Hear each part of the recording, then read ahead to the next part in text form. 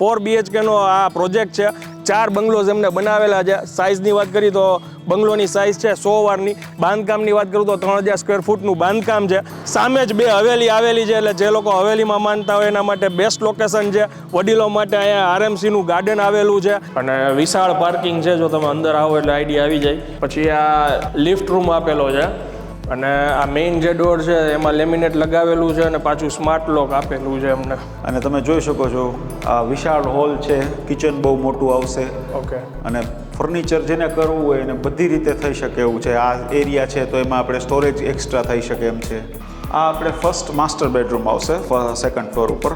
તમે જોઈ શકો છો બહાર સિટિંગ એરિયા છે, સિટિંગ બાલ્કની છે. આપણે આ માટે કબોર્ડની અલગથી સ્પેસ રાખેલી છે. અલગથી વોર્ડરોબની સ્પેસ છે. વોશરૂમ આવશે. વોશરૂમમાં પણ ડ્રેસિંગ એરિયા સહિતનું છે. હજી આની ઉપર અગાસી આવશે. એ 40 ફૂટ લાંબી અગાસી છે. એમાં તમે સોલાર પ્લેટ ફિટ કરી શકો ઇલેક્ટ્રિસિટી માટે અને સફિશિયન્ટ સ્પેસ છે યુઝ કરવા માટે. બહુ જાજી છે. પ્રોપર પરફેક્ટ આયોજન છે બધું.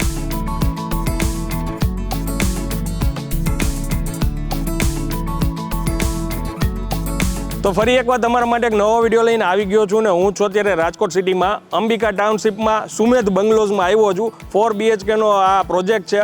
4 બંગલોઝ એમને બનાવેલા છે. સાઇઝની વાત કરી તો બંગલોની સાઇઝ છે 100 વારની. બાંધકામની વાત કરું તો 3000 સ્ક્વેર ફૂટનું બાંધકામ છે. આ રસ્તાની વાત કરીએ તો 30 ફૂટનો આ રોડ છે. સામે જ 2 હવેલી આવેલી છે, એટલે જે લોકો હવેલીમાં માનતા હોય એના માટે બેસ્ટ લોકેશન છે. વડીલો માટે અહીંયા RMCનું ગાર્ડન આવેલું છે. હવે જાજી વાર નહીં કરીએ, અંદર જઈએ, ઓનરને મળીએ અને ફટાફટ આપણે આખા પ્રોજેક્ટની ટૂર કરીએ. ચાલો શરૂ કરીએ. કેમ છો સાહેબ? મજામાં? બસ મજા. કેમ છો તમે? બસ મજામાં. સાહેબ તમારું નામ ને પરિચય આપી દો. મારું નામ યોગેશ કારિયા છે. અમારો આ પ્રોજેક્ટ છે એ સુમેધ બંગલોઝ કરીને પ્રોજેક્ટ છે. ઓકે. અને આ સોસાયટી કઈ કહેવાય? સોસાયટી આ જીવરાજ પાર્ક કહેવાય. ઓકે. એડ્રેસમાં તમે જીવરાજ ભવનની સામે કહી શકીએ આપણે. બરાબર. અને આ કેટલાનો રોડ હશે? આ 30નો રોડ છે આપણે આગળ. મેઇન રોડ ઉપર આ જગ્યા આવેલી છે અને વડીલો માટે છે ને અહીંયા હવેલી છે, જે લોકો હવેલીમાં માનતા હોય સામે જ છે. અને બાળકોને વડીલોને ગાર્ડનમાં બેસવું હોય તો સામે ગાર્ડન બી છે. સાહેબ આ પ્રોજેક્ટ કેવડો છે? ટૂંકમાં સાઇઝ કેવડી છે આની? કેટલા વાર છે? 100 વાર જગ્યા છે. 15નું મોટું આવશે, 60ની ઊંડાઈ આવશે. ઓકે. અને વિશાળ પાર્કિંગ છે. જો તમે અંદર આવો એટલે આઈડિયા આવી જાય. 2 ગાડી અંદર આરામથી સમાઈ જાય એવડી આ પાર્કિંગ છે. પછી આ લિફ્ટ રૂમ આપેલો છે અને એ સ્પેસિયસ છે, એટલે આમાં તમે 4-5 લોકોની સ્પેસિયસ લિફ્ટ બી આમાં રાખી શકો. આ આપણે પાર્કિંગમાં રૂમ છે. હા. આ રૂમ છે, એમાં એટેચ બાથરૂમ છે. આ એક ગાર્ડન જેવું અહીંયા કરી શકો તમે, અથવા હિંચકો કે એવું બી નાખી શકો. હા, હિંચકા માટે નાખી શકી. સિટિંગ એરિયા છે. હા, ફર્સ્ટ ફ્લોર ઉપર. ઓકે. અને આ મેઇન જે ડોર છે એમાં લેમિનેટ લગાવેલું છે અને પાછું સ્માર્ટ લોક આપેલું છે એમને. ગોદરેજનું એ પણ. ગોદરેજનું. આપણે બધી વસ્તુ સ્ટાન્ડર્ડ ક્વોલિટીની જ વાપરેલી છે. ઓકે. અને તમે જોઈ શકો છો આ વિશાળ હોલ છે. કિચન બહુ મોટું આવશે. ઓકે. અને ફર્નિચર જેને કરવું હોય એને બધી રીતે થઈ શકે એવું છે. આ એરિયા છે તો એમાં આપણે સ્ટોરેજ એક્સ્ટ્રા થઈ શકે એમ છે. ઓકે. અને હાઇટ કેવડી છે આની? આ 11 ફૂટની હાઇટ છે. ઓહો. જનરલી હવે આટલા ઓછા હોય છે. ઓછા હોય. આપણે પૂરી હાઇટ આપેલી છે. ઓકે. આ વિશાળ એમનું કિચન છે. આ બાજુ સેન્ડવિચ પ્લેટફોર્મ બનાવેલું છે. અહીંયા બી તમે જે રીતના ઇન્ટિરિયર ને સ્ટોરેજ જે રીતના એમને કરવી હોય એમને ઘણી બધી સ્પેસ મળી રહેશે. જો આ એમનો વોશ એરિયા છે, અહીંયા એમને 2 અલગ અલગ વ્યવસ્થા આપેલી છે. આ બાજુ બાથરૂમ આપેલું છે, આ બાજુ સ્ટોરેજ કમ વોશિંગ એરિયા છે. એટલે વોશિંગ મશીન તમારે રાખવું હોય તો અંદર બી રાખી શકો અને એમાંય ફૂલ હાઇટ છે પાછી.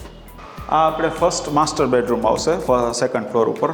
તમે જોઈ શકો છો બહાર સિટિંગ એરિયા છે, સિટિંગ બાલ્કની છે. આપણે 2 જણા આરામથી બેસી શકે. આ માટે કબોર્ડની અલગથી સ્પેસ રાખેલી છે. અલગથી વોર્ડરોબની સ્પેસ છે. વોશરૂમ આવશે. વોશરૂમમાં પણ ડ્રેસિંગ એરિયા સહિતનું છે. આ આપણે સ્પેસ આવશે. અહીંયા બીજી એક સ્ટોરેજ કરી શકીએ એવી સ્પેસ છે. મંદિર કરી શકીએ એવી સ્પેસ છે. આ આપણો ચિલ્ડ્રન્સ રૂમ્સ આવશે. એ પણ સ્પેશિયસ છે, મોટો છે. એક વસ્તુ માર્ક કરી, આખા બંગલોની અંદર છે ને હવા ઉજાસ પ્રોપર છે.